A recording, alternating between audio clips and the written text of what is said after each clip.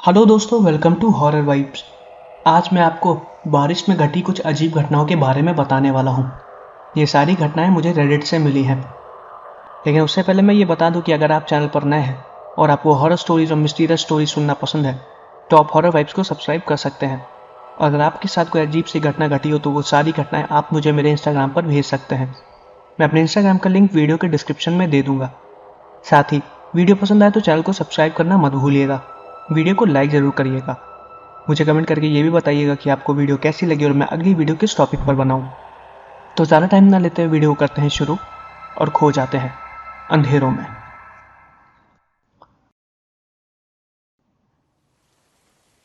ये पहली घटना मुझको रेडिट से मिली है और ये पहली घटना जिस बच्चे के साथ घटी थी उसका नाम पैलेट था।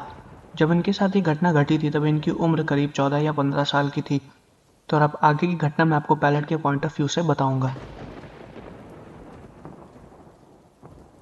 मेरा नाम पैलेट है और ये घटना मेरे साथ 2008 में घटी थी और बहुत ही ज़्यादा अजीब घटना थी ये। 2008 का टाइम था।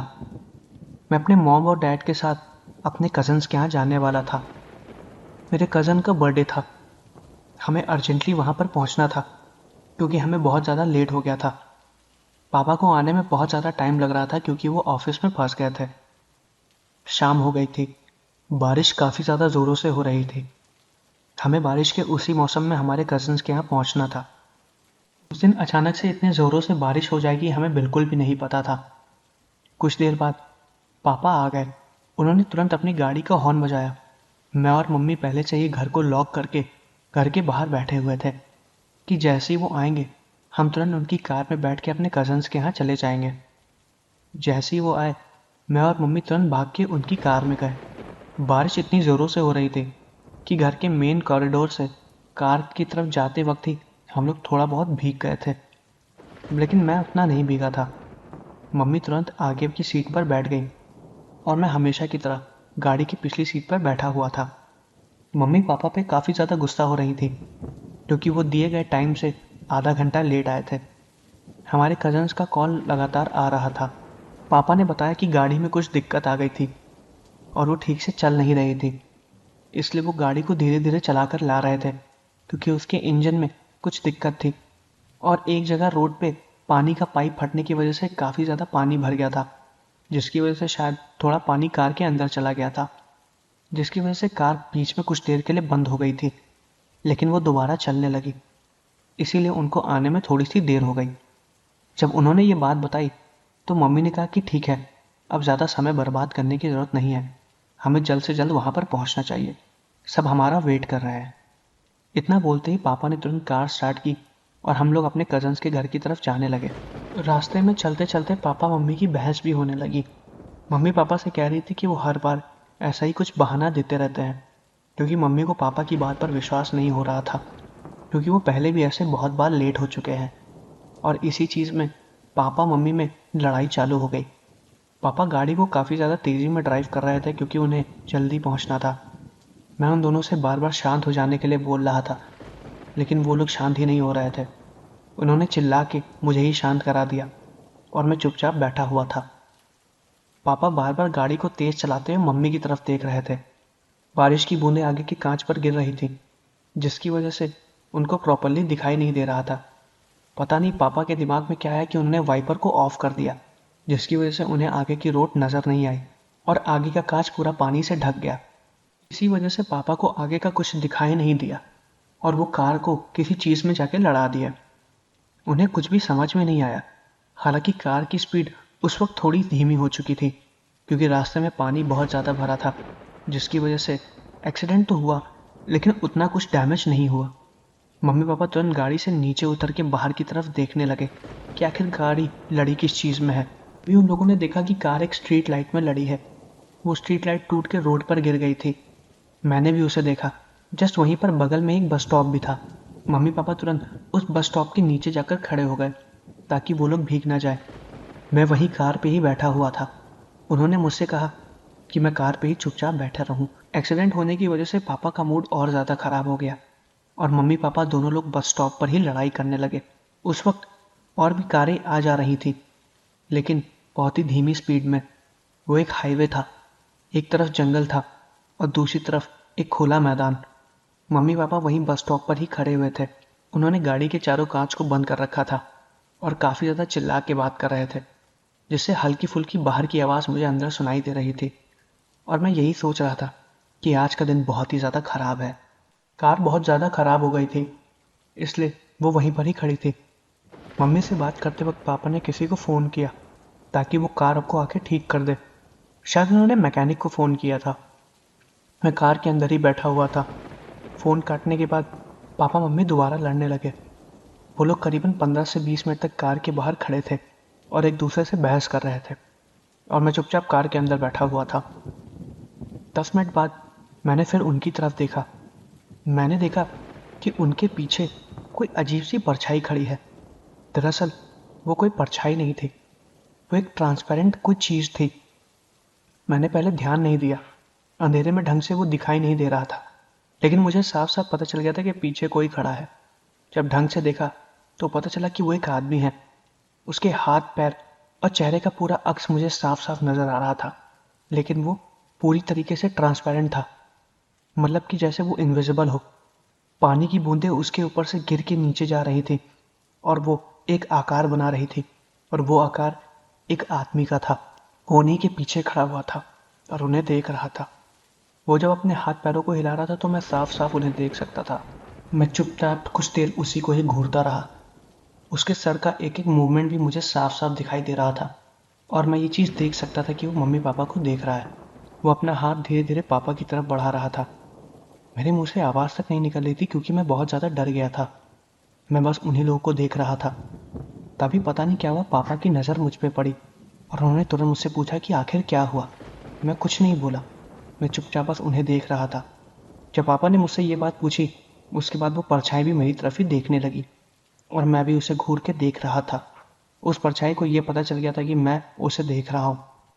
जैसे ही उसने मुझे देखा, वो गायब हो गया और सब कुछ वैसा ही नॉर्मल हो गया, जैसे कि पानी ज़मीन पर गिरता है। उसके गायब होते ही मैं उसे ढूंढने लगा। तुरंत पापा भागते हुए मेरे पास आए और उन्होंने मुझसे पूछा कि आखिर मुझे क्या हुआ। मैंने उनसे कहा कुछ नहीं, और ये बोलते ही रोने लगा। तभी पापा मम्मी तुरंत कार में आकर बैठे और उन्होंने एक दूसरे से बात की कि उन्हें मेरे सामने लड़ना नहीं चाहिए। तभी मम्मी ने मुझसे बात की और उन्होंने मुझसे बोला कि कुछ देर में अभी मैकेनिक आ जाएगा और गाड़ी को ठीक कर देगा, और वो लोग मुझे हंसाने की कोशिश करने लगे। मैं वहीं पर ही बैठा हुआ था। मैंने उन्हें यह भी बताया कि उनके पीछे कोई खड़ा था, ट्रांसपेरेंट आदमी, जो कि मम्मी और पापा को पकड़ने की कोशिश कर रहा था। जब मैंने ये बात उन्हें बताई तो वो लोग एकदम शांत हो गए। उन्होंने मुझे कहा कि तुम्हें कोई वहम हुआ है, और फिर मैंने अपनी बात उन्हें बताई नहीं।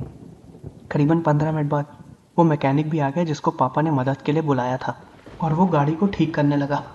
तभी उस मैकेनिक ने बताया कि एक्सीडेंट होने की वजह से गाड़ी की बैटरी का वायर हट गया था, इसलिए गाड़ी स्टार्ट नहीं हो रही थी।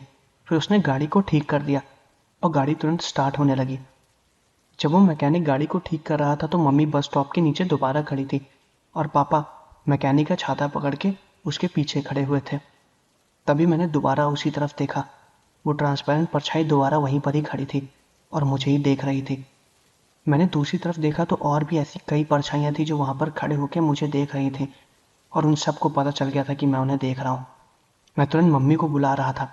मम्मी भागते हुए मेरे पास आई और मैंने उन्हें वो दिखाया कि वो परछाइयाँ वहाँ पर खड़ी हैं। जब मम्मी ने उस तरफ देखा तो वो परछाई वहाँ से गायब हो चुकी थी। वो क्या चीज़ थी मुझे समझ में नहीं आ रहा था, और मुझे ये भी नहीं समझ में आ रहा था कि आखिर वो बार बार मुझे ही क्यों नज़र आ रही हैं। मैंने मम्मी पापा से रोते हुए और चिल्लाते हुए बोला कि हमें यहाँ से चलना चाहिए। हमारे कज़न्स का भी फ़ोन आ रहा था और फिर पापा ने उन्हें एक्सीडेंट के बारे में बताया। फिर हमारा वहाँ पे जाना भी कैंसिल हो गया। मैकेनिक ने गाड़ी को ठीक कर दिया, उसने पैसे लिए और वो वहाँ से चला गया। पापा ने गाड़ी स्टार्ट की और हम लोग दोबारा गाड़ी घुमा के घर की तरफ आने लगे। तो मैंने दोबारा गाड़ी के पीछे साइड पे देखा। वो सारी परछाइयाँ जो कि पहले वहाँ पर जंगल के पास खड़े होके मुझे और मम्मी पापा को घूर रही थी, वो सारी की सारी अब रोड के बीच में आ चुकी थी और वो हमें देख भी रही थी। मैंने मम्मी को ये चीज़ बताई कि मम्मी वो परछाइयाँ हमें देख रही हैं। मम्मी ने मुझे डांटा कि मैं बहुत ज़्यादा झूठ बोलने लगा हूँ और बहुत ज़्यादा ही मजाक करने लगा हूँ, इसलिए अब मैं ऐसा मजाक ना करूँ। मैंने उन्हें बार बार समझाने की कोशिश की कि वहाँ पर सच में कोई परछाइयाँ खड़ी हैं, लेकिन उन्होंने मेरी बात नहीं मानी और मुझे चुपचाप बैठे रहने को बोला। मम्मी पापा फिर गुस्सा हो जाते और वो दोबारा लड़ाई करने लगते। इसके लिए मैं एकदम शांत था और मैं कुछ भी नहीं बोला। हम लोग घर पहुंचे और फिर हम लोगों ने बाहर से खाना ऑर्डर किया और खाना खाया। मैं चुपचाप अपने कमरे में जाके सो गया, लेकिन मुझे बहुत डर लग रहा था क्योंकि मैं अपने कमरे में बनी हुई खिड़की के बाहर लगातार देख रहा था और बारिश अभी भी ज़ोरों शोरों से हो रही थी। मुझे ऐसा महसूस हो रहा था कि वो ट्रांसपेरेंट परछाइयाँ अभी भी खिड़की के बाहर हैं और मुझे देखने की कोशिश कर रही हैं। पूरी रात मुझे नींद नहीं आई। जब अगले दिन सुबह हुई तो मैंने दोबारा इसके बारे में मम्मी पापा को बताया। मम्मी पापा ने कहा कि मुझे कोई वहम हुआ होगा और मैं दोबारा इन सब चीज़ों के बारे में ना सोचूं और ना ही इसके बारे में बात करूं। मैंने फिर इसके बारे में मम्मी पापा से कोई भी बात नहीं की। मैं अपने कज़न्स के बाहर नहीं जा पाया था, इसलिए मैंने अपने कज़न्स को सारी घटना के बारे में बताया। मेरे कज़न्स ने मेरी बातों पर विश्वास भी किया, लेकिन मैंने उनसे ये बोला कि इसके बारे में वो और किसी को ना बताएं, वरना लोग यही समझेंगे कि मैं लोगों को डराता हूँ और अजीब अफवाहें फैलाता हूँ। मेरे कज़न्स ने फिर इसके बारे में किसी को नहीं बताया और ये अजीब सी घटना जो मेरे साथ घटी वो एकदम सच थी।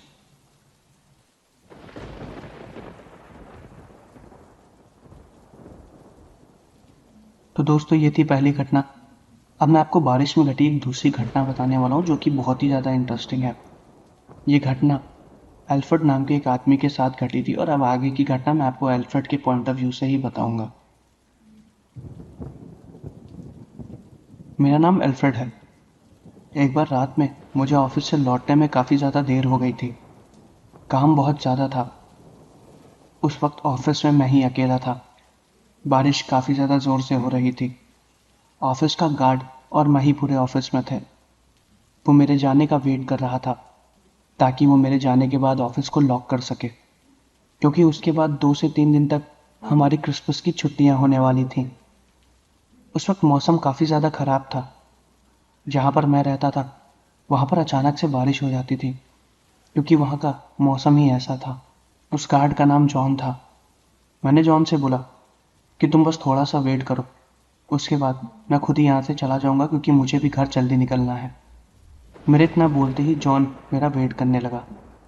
रात के करीबन 1 बजे मेरा काम ख़त्म हुआ। मैं ऑफिस से निकलने लगा और मैंने जॉन को बोला कि अब वो ऑफिस को ताला लगा सकता है। मैं भागते हुए अपनी कार के पास गया और कार में जाके बैठ गया। जैसे ही कार स्टार्ट की बारिश तुरंत चालू हो गई। अचानक से बारिश कैसे आ गई पता भी नहीं चला। मैं कार में ही कुछ देर तक बैठा हुआ था। मैंने सोचा बारिश में कार चलाने का कोई भी फ़ायदा नहीं है, लेकिन मुझे घर भी पहुंचना था, लेट हो गया था, इसलिए मैं बारिश में ही निकल गया। मेरा घर मेरे ऑफिस से थोड़ी सी दूरी पर था। देखा जाए तो मुझे घर से ऑफिस पहुंचने में करीबन 30 मिनट का समय लगता था। उस वक्त मुझे बहुत ज़्यादा लेट हो गया था। घर पे कुछ खाने को भी नहीं था, तो मैंने सोचा कि रास्ते में सबवे पड़ता है, मैं वहाँ से अपने लिए कुछ बर्गर्स पैक करा लूँ और फिर उन्हें घर पे ले जाके खाऊंगा। जब मैं सबवे पर पहुंचा तो मेरी किस्मत इतनी ख़राब थी, बारिश की वजह से सबवे भी बंद हो गया था। मैं वहाँ पर करीबन 10 मिनट तक खड़ा रहा कि शायद कोई ऑर्डर लेने के लिए आ जाए। हो सकता है सबवे को बाहर से ही बंद किया हो। मैंने हॉर्न भी बजाया और काफ़ी देर तक वहाँ पर खड़ा रहा, लेकिन कोई नहीं आया। सबवे की तरफ ही देख रहा था मैं। तभी मैंने देखा कि मेरे दूसरी तरफ के कांच पर, जो कि ड्राइविंग सीट के बगल वाला कांच होता है, वहाँ पर नॉक हुआ।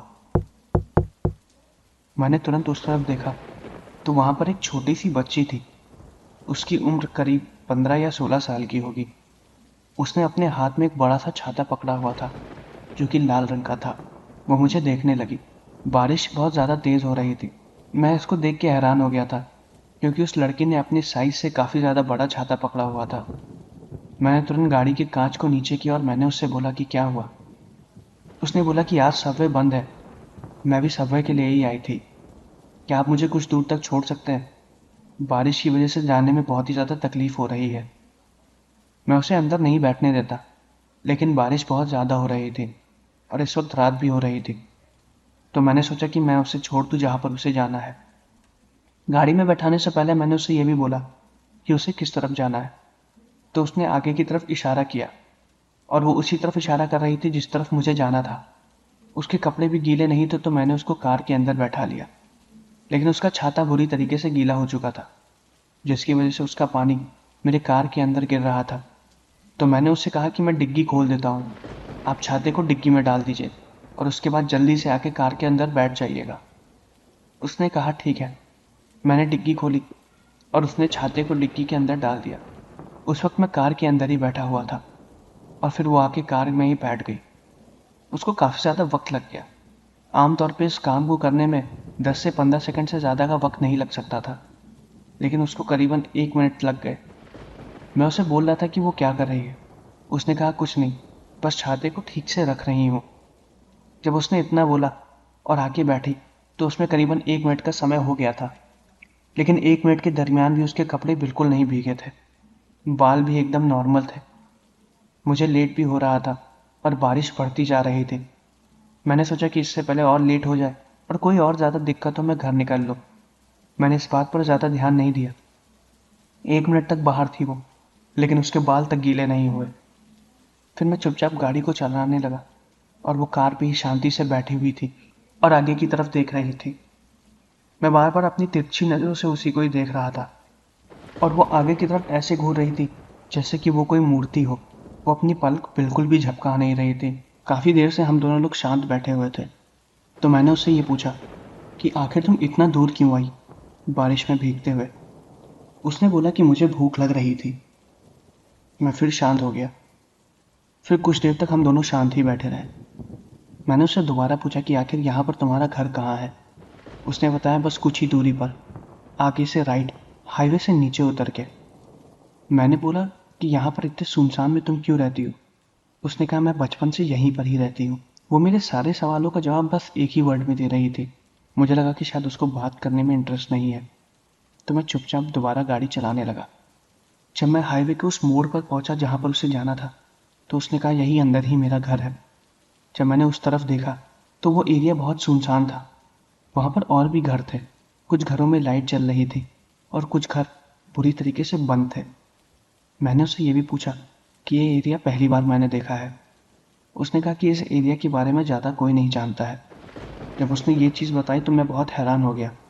पिछले 10 सालों से मैं इसी एरिया से गुजर रहा हूँ और यहीं आगे ही मेरा भी घर है, लेकिन इस एरिया के बारे में मैंने कहीं सुना ही नहीं और ना ही कभी मैं इस तरफ आया, क्योंकि मैं अक्सर दिन में सुबह सुबह जल्दी ऑफिस के लिए निकल जाता हूँ और रात में थोड़ा लेट लौटता हूँ, तो इस एरिया का कभी मैंने ध्यान ही नहीं दिया।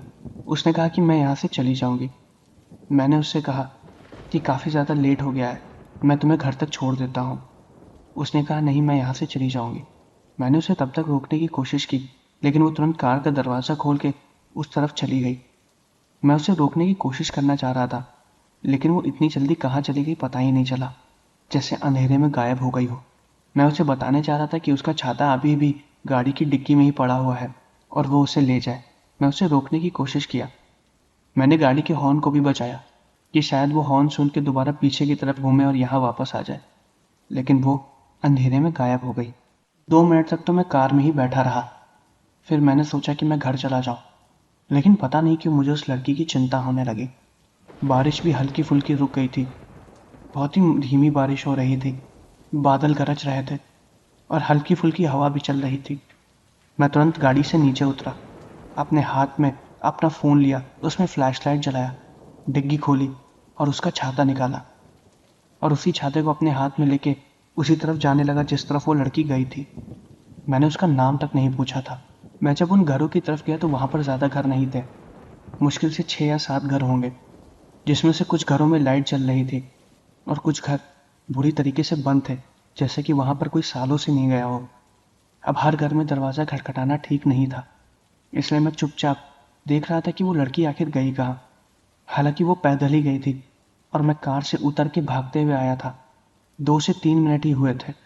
इतनी जल्दी वो कहाँ गायब हो गई मुझे समझ में नहीं आया, क्योंकि जहाँ पर मेरी कार खड़ी थी और जहाँ पर वो सारे घर थे वो करीबन 5 से 6 मिनट का रास्ता था।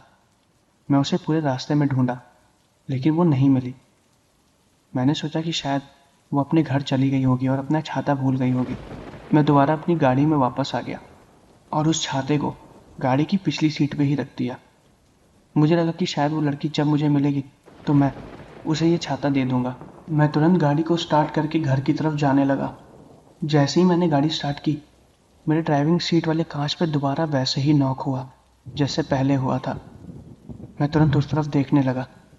वो वही लड़की थी जो अभी कुछ देर पहले मेरी कार से उतर कर गई थी।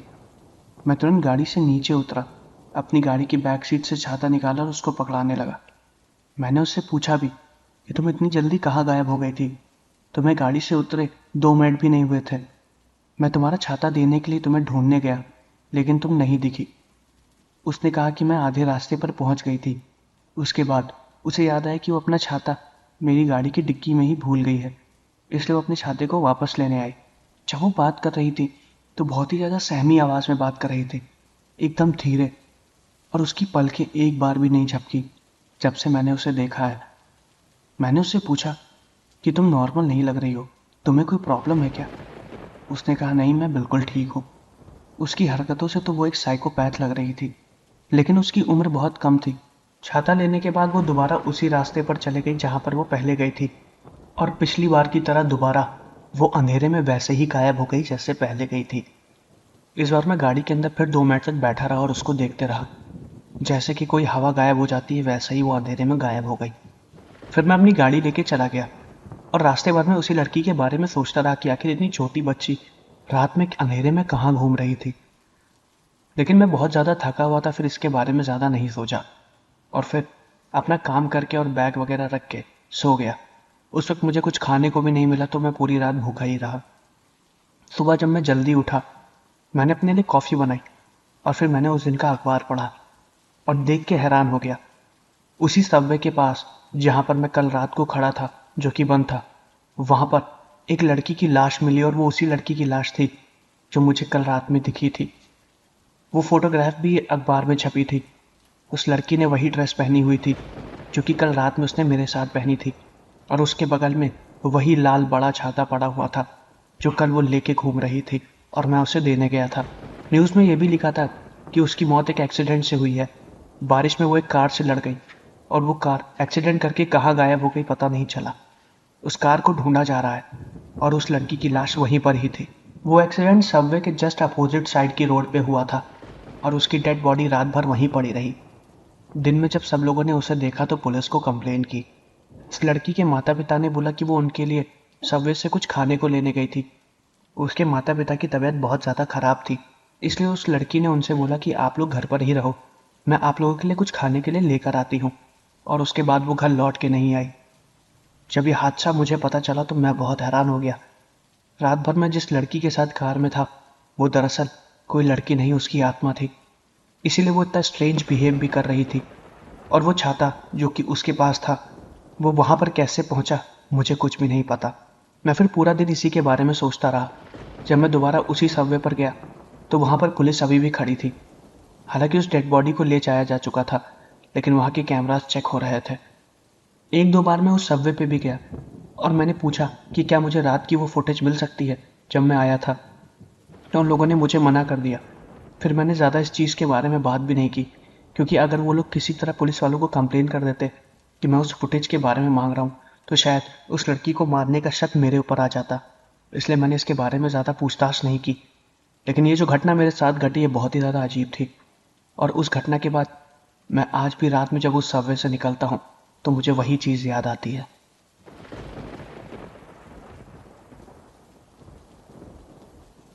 तो दोस्तों ये थी 2 घटनाएं। मैं आशा करता हूँ कि आपको वीडियो पसंद आई होगी। अगर आपको वीडियो पसंद आई है तो चैनल को सब्सक्राइब ज़रूर करिएगा, वीडियो को लाइक ज़रूर करिएगा। मुझे कमेंट करके ये भी बताइएगा कि आपको वीडियो कैसी लगी और मैं अगली वीडियो किस टॉपिक पर बनाऊँ। तो मिलते हैं अगले वीडियो में।